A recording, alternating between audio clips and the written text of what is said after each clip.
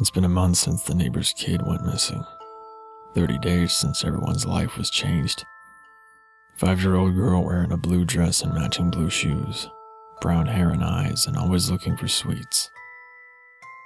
We live in a pretty quiet and what we thought was a safe suburb.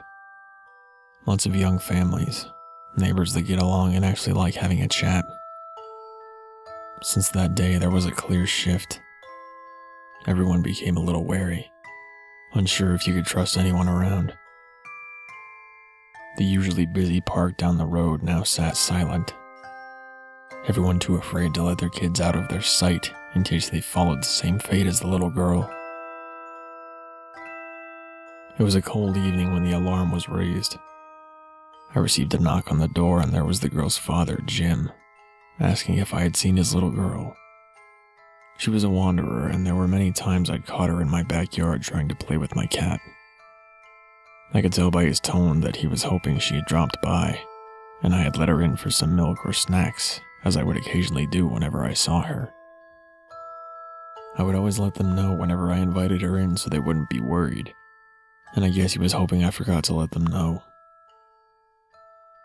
I told him I hadn't seen her that day and my cat was indoors all day because of the cold. He became a little more visibly distressed at this news, and I offered to help him look. His wife was door knocking on the other side of the street to try and cover more ground quicker. It was quickly growing dark and panic was starting to set in. It was nearly dark, and there was one more house on the street.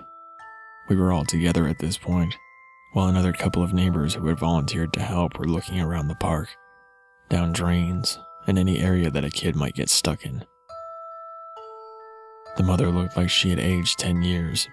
The father trying to keep it together, holding on to the last shred of hope that his daughter visited this last neighbor, and maybe they both fell asleep in front of the TV. The neighbor was an old lady who doted on the little girl. She didn't have grandchildren, so she treated the girl like her own. She said she hadn't seen the girl that day, but there was something strange she had noticed.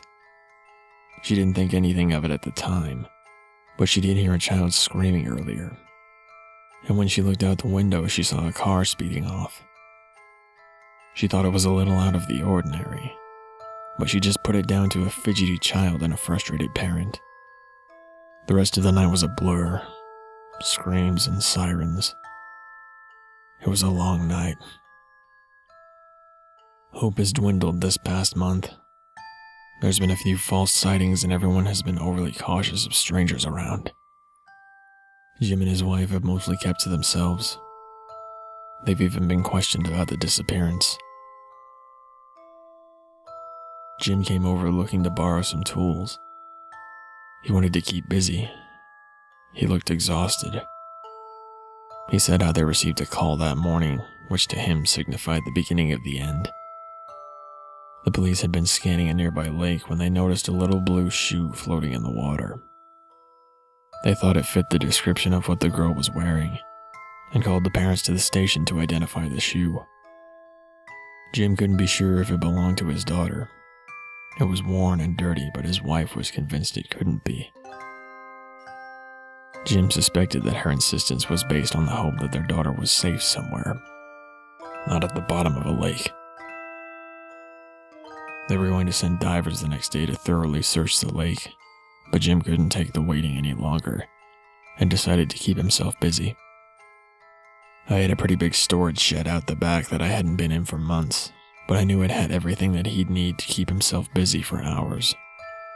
As we approached, I warned him about the clutter, overpacked shelves, stacks of expired paint cans, the usual junk people tend to hoard, so it might take a while to source all the required tools.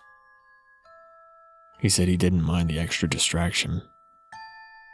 We got to the door, and I saw it had been unlocked. Maybe I forgot it open last time. I did keep a spare key in the house, but no one usually came over, so I put it down to my forgetfulness, hoping nothing had been stolen. As we opened the shed door, we could see that a shelf had toppled over.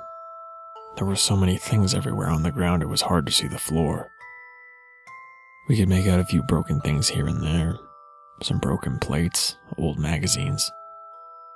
As we adjusted to the darkness in the shed, we could see something poking out from under the shelf that didn't make sense. But then again, the shelf falling over on its own didn't make sense.